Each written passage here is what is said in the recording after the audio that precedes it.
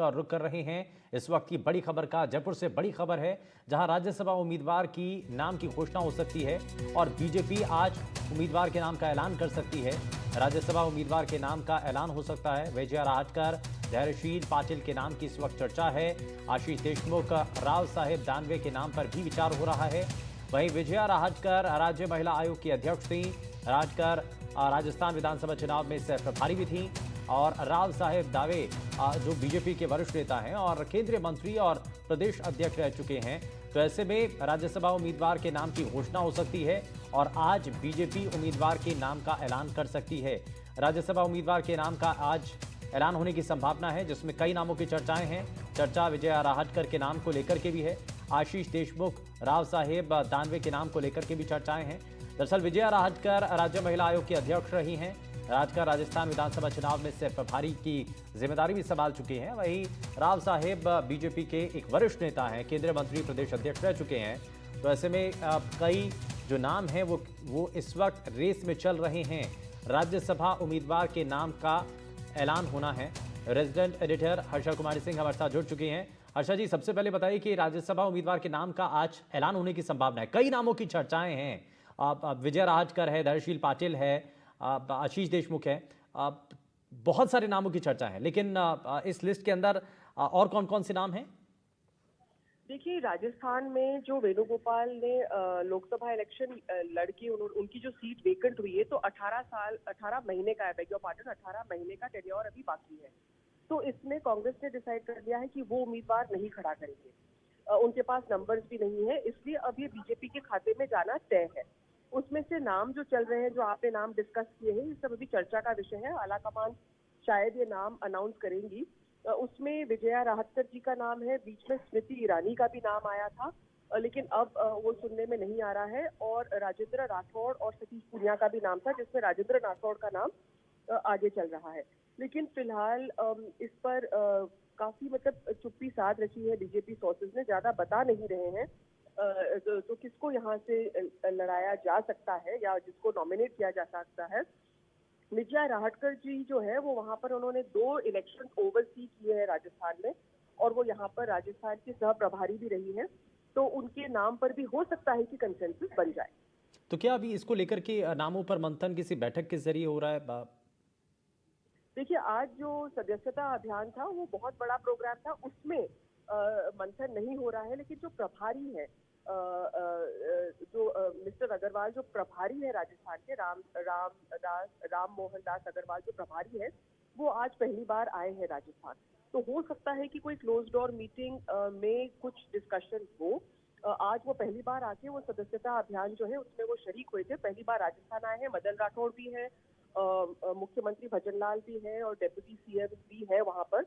तो जाहिर है ऐसे पब्लिक प्लेटफॉर्म पर डिस्कशन नहीं होगा, लेकिन हो सकता है कि चर्चा कहीं पर हो, या फिर जैसे बताया कि वो संगठन से ही तय होगा। तो ऑलरेडी हो सकता है ये प्री डिसाइडेड है।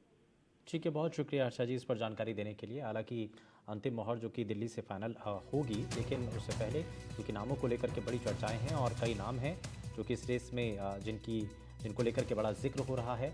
और जैसे कि हम बता भी रहे थे और हर्षा जी भी बता रही थी कि विजया राहटकर, धैर्यशील पाटिल, तमाम ऐसे कई नाम हैं, आशीष देशमुख, राव साहेब, जिनके नामों को लेकर के चर्चाएं चल रही हैं। हालांकि बैठक अभी पूर्ण रूप से किसी तरीके से नज़र नहीं आ रही है, लेकिन इसमें ये माना ज़रूर जा रहा है कि आज शाम तक नामों को लेकर के जो है स्थिति साफ होने की संभावना है।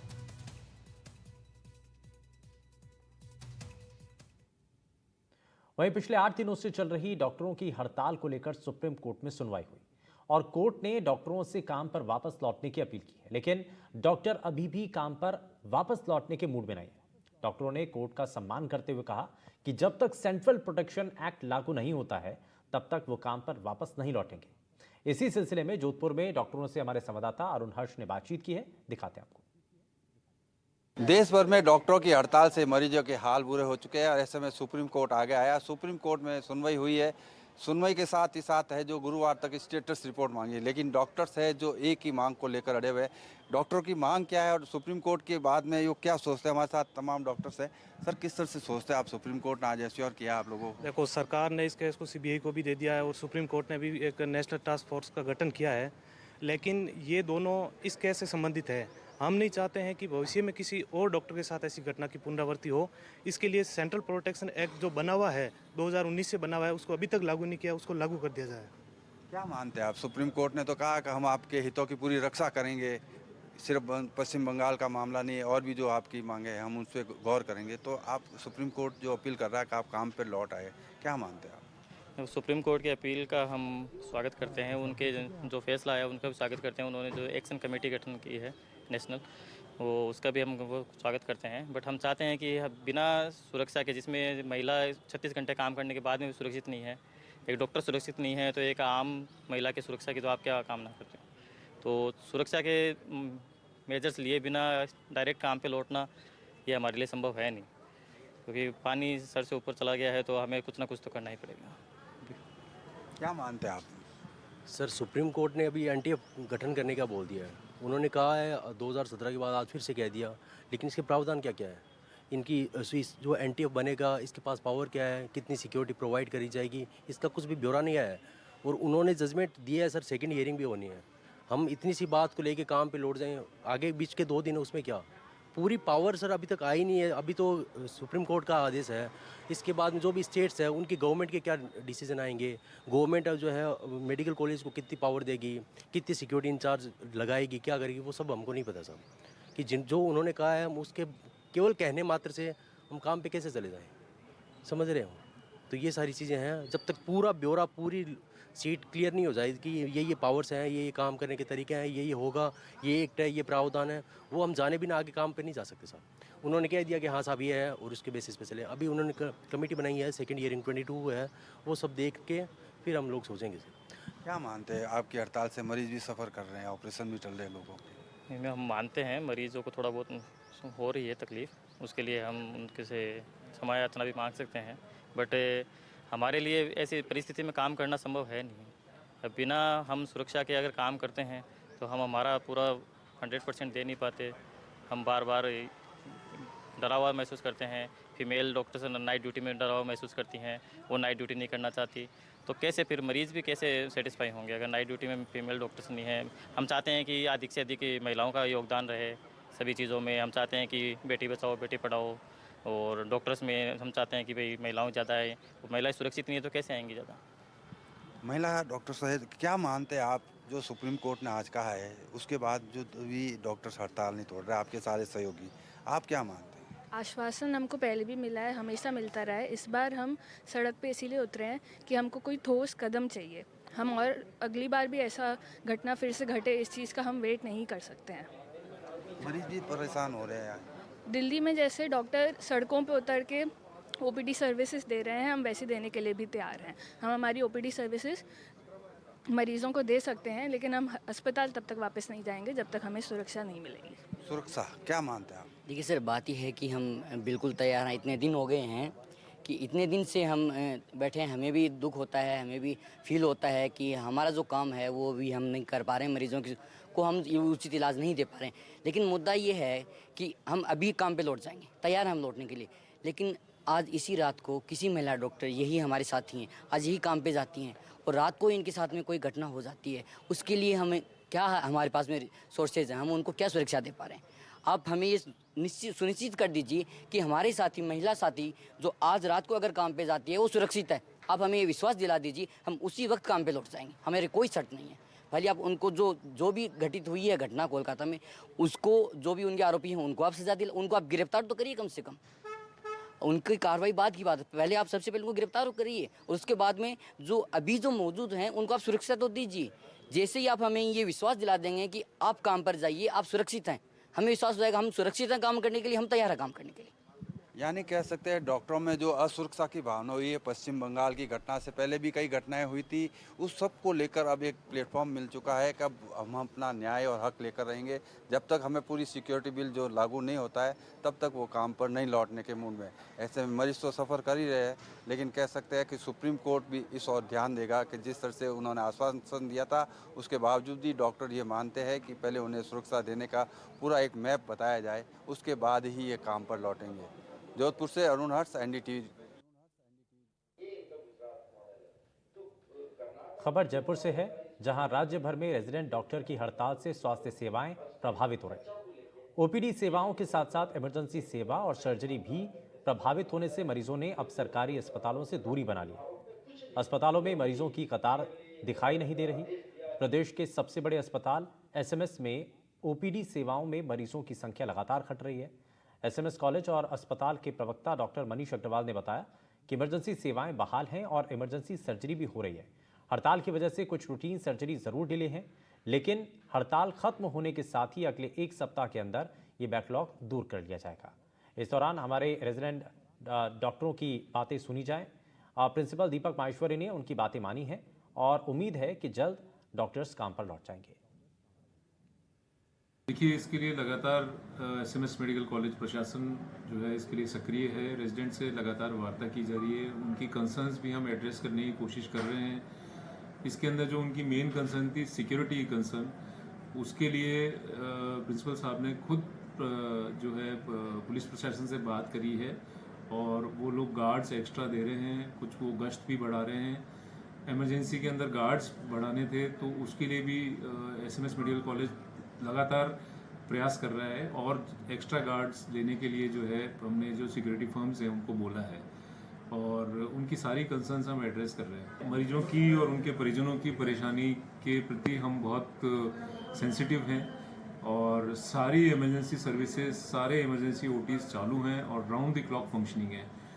इसके अलावा जो रूटीन सर्विसेज हैं जो कि प्रभावित हुई हैं, उनके लिए भी हमने एक रोड मैप तैयार कर रखा है। जैसे ही स्ट्राइक खत्म होती है, we will finish the backlog within 7 days। That is what we are trying. प्रदेश भर में रेजिडेंट डॉक्टरों की जारी हड़ताल से स्वास्थ्य सेवाएं बुरी तरीके से प्रभावित हुई हैं। जहां एक और ओपीडी में भी मरीजों की संख्या में कमी आई है, वहीं ऑपरेशन यानी कि सर्जरी भी टाली जा रही है। अगर पूरे प्रदेश की बात करें तो डॉक्टरों की हड़ताल की वजह से करीब 3000 से अधिक सर्जरी जो है वो टाली जा चुकी है। प्रदेश के सबसे बड़े अस्पताल एसएमएस अस्पताल में ओपीडी में भी करीब 25% से अधिक मरीजों की संख्या में गिरावट हुई है। हड़ताल से पहले जहां एक सप्ताह के दौरान 55,000 के आसपास मरीज यहां पर इलाज के लिए आए थे, वहीं हड़ताल के बाद अगले एक सप्ताह के दौरान यह संख्या 40,000 से भी नीचे की रह गई। यानी इसमें करीब 25% से अधिक की गिरावट दर्ज की गई है। जाहिर है कि अब क्योंकि मरीजों को लंबी कतारों में लगना पड़ता है, उनका नंबर देर से आता है, इसकी वजह से कई लोग ओपीडी सेवाओं में आने से बच रहे हैं। सिर्फ इतना ही नहीं बल्कि जो सर्जरी जयपुर के एसएमएस अस्पताल में करीबन 400 साढ़े 400 के आसपास होती थी, वो घट के 200 से नीचे आ गई है। अगर आंकड़ों की बात करें तो पहले जहां हड़ताल से पहले करीब 3000 से अधिक सर्जरी हुई थी, वहीं अब यह संख्या 2000 से भी कम हो गई है। यानी इसमें भी गिरावट दर्ज की गई है। 900 से अधिक ऐसी सर्जरी है जिनको आगे की तारीख दी गई है। हालांकि एसएमएस अस्पताल प्रशासन ये इस बात का दावा कर रहा है कि हड़ताल समाप्त होते ही अगले एक सप्ताह के दौरान ये पूरा बैकलॉग जो है वह क्लियर कर लिया जाएगा। लेकिन इतना जरूर है कि इसकी वजह से मरीजों को खासी परेशानियों का सामना करना पड़ रहा है। प्रदेश के अलग अलग हिस्सों की अगर हम बात करें तो अजमेर, उसके साथ साथ उदयपुर में 650 से अधिक, अजमेर में 400 से अधिक, कोटा में 800 से अधिक और 400 से अधिक जोधपुर में भी ऑपरेशन जो है वो टाले जा चुके हैं। जाहिर है पूरे प्रदेश का आंकड़ा 3000 से अधिक का होता है जो सर्जरी अभी टाली जा चुकी है। हालांकि एसएमएस अस्पताल प्रशासन इस बात का भी दावा कर रहा है कि उन्होंने जो रेजिडेंट डॉक्टर्स हैं उनकी अधिकतम मांगे जो है वह मान ली है और कोशिश ये है कि ये रेजिडेंट डॉक्टर जल्द से जल्द अपने काम पर वापस लौट जाएं। आज सुप्रीम कोर्ट ने भी इन डॉक्टरों से काम पर वापस लौटने को कहा है और ये कहा है कि आप हम पर भरोसा रखिए, साथ ही साथ टास्क फोर्स बनाने की भी बात की है। लेकिन इन सब के बीच जयपुर के रेजिडेंट डॉक्टर यानी कि जाट से जुड़े हुए जो डॉक्टर्स हैं वो अभी भी हड़ताल पर आमदा हैं और उनका साफ तौर पर कहना है कि जब तक सेंट्रल प्रोटेक्शन एक्ट की बात नहीं होती है तब तक उनकी हड़ताल समाप्त नहीं होगी। अब देखना ये होगा कि डॉक्टर और प्रशासन के बीच जो ये बातचीत का सिलसिला है ये कब तक समाप्त हो पाता है, कब तक वे काम पर लौट पाते हैं और मरीजों को जो परेशानी हो रही है वो कब तक दूर हो पाती है। जयपुर से सोमू आनंद, एनडीटीवी। पश्चिमी गंगानगर में काले हिरण के शिकार मामले में लोगों का गुस्सा थमने का नाम नहीं ले रहा है। तीसरे दिन भी वन्यजीव प्रेमियों का धरना प्रदर्शन जारी रहा। प्रदर्शनकारियों और प्रशासन के बीच अब तक बात नहीं बन पाई है। लोगों का गुस्सा इस तरह फूटा कि अब लोग नेशनल हाईवे 62 को जाम करने की योजना बना रहे हैं। लोगों की मांग है कि डीएफओ और रेंजर को सस्पेंड किया जाए। रविवार को गोली लगने के बाद लोगों ने हिरण की बॉडी को अपने कब्जे में ले लिया था। तब से धरना स्थल पर ही डीप फ्रिज में हिरण के शव को रखा हुआ है। तो ये पूरा मामला दरअसल इस दौरान सामने आया है और लोगों में गुस्सा है। कई दिन बीत जाने के बाद भी अभी फिलहाल लोगों में आक्रोश है। वन्यजीव प्रेमी इस बात को लेकर के नाराज हैं कि लगातार ऐसी घटनाएं बढ़ती जा रही हैं और इसको लेकर के प्रशासनिक अधिकारियों के खिलाफ एक्शन लेने की बात है। डीएफओ और रेंजर को सस्पेंड करने की मांग फिलहाल लोगों ने की है और इसीलिए वो ये मांग कर रहे हैं कि जब तक ये कार्रवाई नहीं होती है तब तक उनका ये जो विरोध है, ये धरना वो जारी रहेगा। हालांकि इससे पहले भी कई बार ऐसी घटनाएं हो चुकी हैं। इसको लेकर पहले से ही लोगों में नाराजगी बनी हुई थी, लेकिन जब ये घटना होती है, एक बार फिर से हिरण के शिकार का मामला सामने आता है, उसके बाद लोगों की जो नाराजगी है वो चरम सीमा पर पहुंच जाती है, गुस्सा बढ़ जाता है। लोग लगातार इस बात को लेकर के आरोप लगा रहे हैं कि प्रशासन की लापरवाही की वजह से इस तरीके की घटनाएं हो रही। वहीं अजमेर के बहुचर्चित अश्लील छायाचित्र ब्लैकमेल कांड में सभी 6 दोषियों को उम्र कैद की सजा सुनाई गई। साथ ही कोर्ट ने 5-5 लाख के जुर्माने से उनको दंडित किया। अजमेर में 1992 में हुए देश के सबसे बड़े अश्लील ब्लैकमेल कांड में 32 साल बाद बचे हुए 6 आरोपियों को कोर्ट 2 के न्यायाधीश ने दोषी मान करके उम्र कैद की सजा सुनाई। एक आरोपी इकबाल भाटी को दिल्ली के एक अस्पताल से एम्बुलेंस के जरिए अजमेर लाया गया। बाकी सभी आरोपी पुलिस कस्टडी में हैं। वहीं एक आरोपी अलमास महाराज पुलिस की पकड़ से दूर है, जिसे भगौड़ा घोषित किया हुआ है। वहीं न्यायाधीश द्वारा सजा सुनाए जाने के बाद सभी 6 दोषी अपना मुंह जो है वो ढकते हुए नजर आए। इसी दौरान सभी को गार्ड ने अपनी कस्टडी में ले लिया और पुलिस की जीप में बैठा दिया। दोनों को सबको दोषी मान लिया है। 376, 120 बी और 120 बी में 509, 292 में इनको दोषी मान लिया है, सभी 6 मुलजिमान को। इसमें ये नफीस चिश्ती है, सलीम चिश्ती है, सईद जमीर हुसैन है, सोहेल गनी है और इकबाल भाटी है। इन सबको दोषी मान लिया गया। खबर करौली से है, जहां अनुसूचित जाति जनजाति संयुक्त संघर्ष समिति की ओर से सुप्रीम कोर्ट द्वारा आरक्षण में क्रीमी लागू करने के विरोध में 21 अगस्त को प्रस्तावित भारत बंद का ऐलान किया गया। बंद को लेकर अनुसूचित जाति जनजाति संघर्ष समिति ने अंबेडकर पार्क में प्रेस वार्ता की और रैली प्रदर्शन को लेकर जानकारी दी। SC/ST संयुक्त संघर्ष समिति के प्रोफेसर कल्याण लाल मीना ने बताया कि भारत बंद के दौरान शहर के सभी बाजार बंद रहेंगे। सुबह 9 बजे अंबेडकर पार्क में लोगों का इकट्ठा होना शुरू हो जाएगा और सुबह 11 बजे बड़ी संख्या में महिला पुरुष रैली के साथ अंबेडकर पार्क में रवाना होंगे।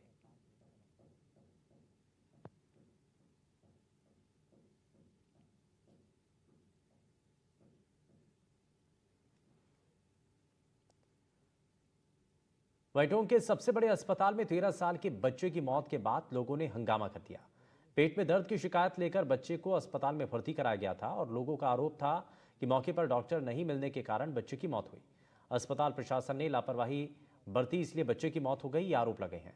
परिजनों ने अस्पताल के डॉक्टर्स पर आरोप लगाते हुए कहा कि डॉक्टर समय पर अस्पताल आ जाते तो बच्चे की जान नहीं जाती, उसको बचा लिया जाता। अस्पताल में हंगामे की जानकारी मिलते ही पुलिस भी मौके पर पहुंची और परिजनों से समझाइश की।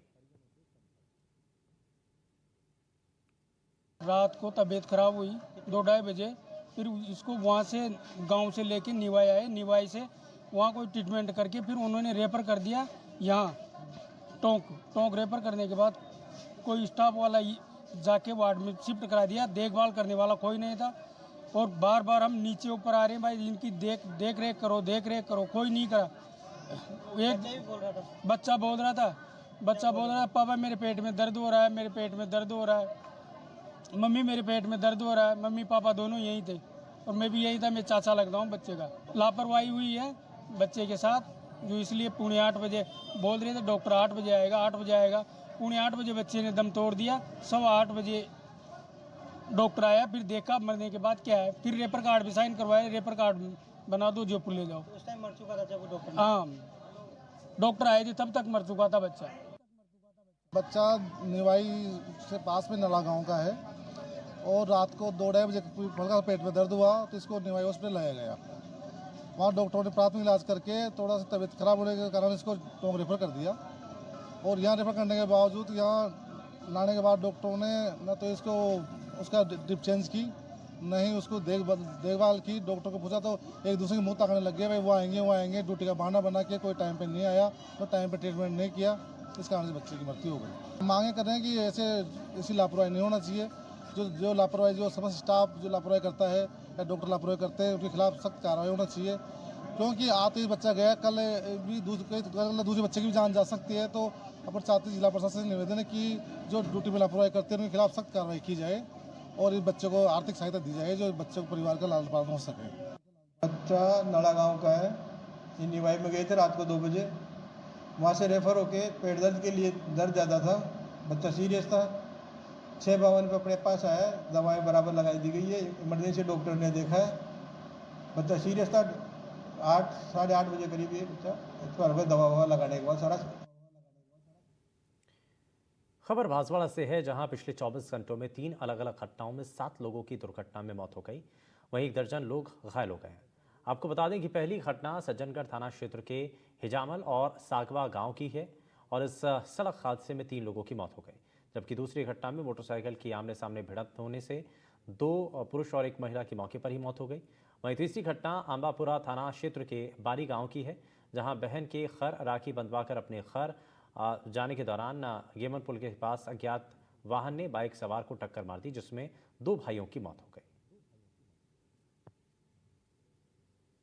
ये घटना परिजन कल की बता रहे हैं। कल रक्षाबंधन का त्योहार होने से गौतम पिता रामलाल और सुनील पिता ईश्वर, दोनों ये कुंडला खुर्द सेमलिया के रहने वाले हैं। दोनों बाइक लेके उसकी बहन के घर बारी राखी बांधने गए थे। वहाँ से वापस आते समय गेमन पुल के थोड़ा आगे किसी अज्ञात वाहन से उसको टक्कर मारी, जिसे दोनों पाल के जो पुल के पास में पाल है उसमें गिर गए और जिनके शरीर पर गंभीर चोटें होने से इनकी दोनों की मौके पर ही मौत हो गई है।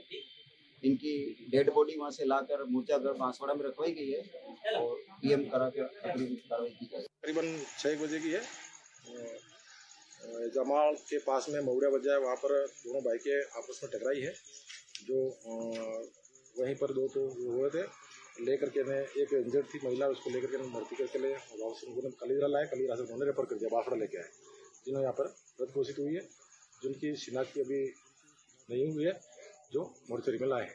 तो तीनों की शिनाख्त नहीं हुई है, एक की नहीं हुई है? अभी महिला की थोड़ी कन्फर्म है, उनके तीनों की अभी वारिसान तो जो आए नहीं, उनके जियाजी वगैरह आए हैं, तो वही है, तो दूसरे हैं थोड़ा। वहीं बिजली की बढ़ती दरों को लेकर आम जनता में नाराजगी है। इस बीच मंगलवार को कांग्रेस ने नेता प्रतिपक्ष धर्मेंद्र पारिक के नेतृत्व में बिजली निगम कार्यालय पर प्रदर्शन किया। बाद में कांग्रेस कार्यकर्ताओं ने बिजली विभाग के अधिकारियों का भी घेराव किया।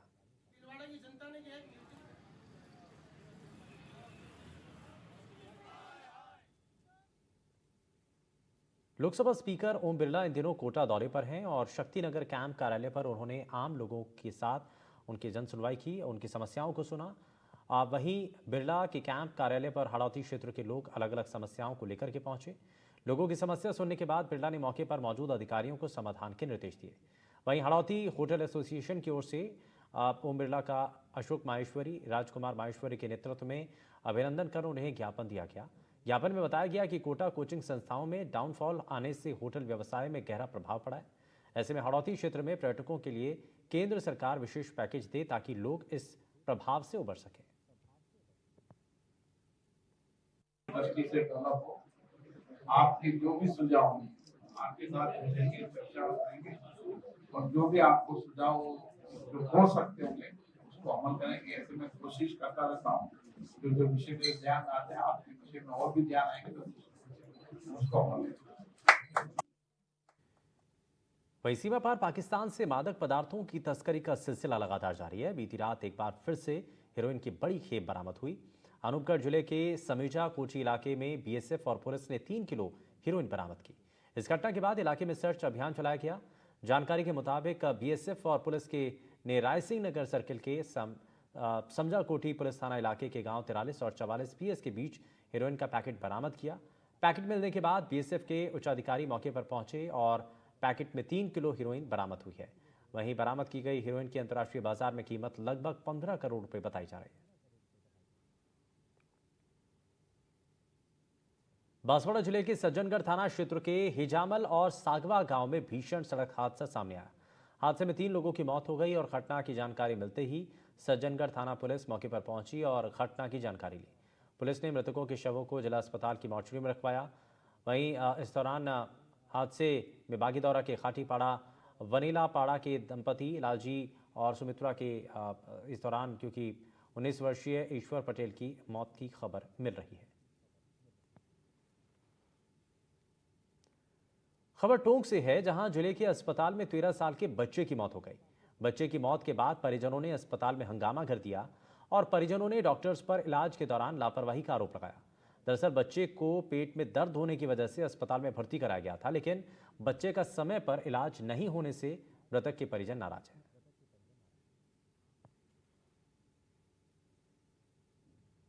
अजमेर के रामगंज थाना के अंतर्गत वार्ड 21 में 2 परिवारों के बीच झगड़े की खबर सामने आई। वार्ड 21 के पार्षद पति प्रदीप तुंगरिया और पूर्व पार्षद ओम प्रकाश जटिया के परिवार के लोग पतंगबाजी के दौरान फोटो खींचने को लेकर आपस में झगड़ा करने लगे। इस झगड़े में दोनों परिवार के करीब 4 लोग जख्मी हो गए। झगड़े में घायल सभी लोगों को अस्पताल में इलाज के लिए पहुंचाया गया।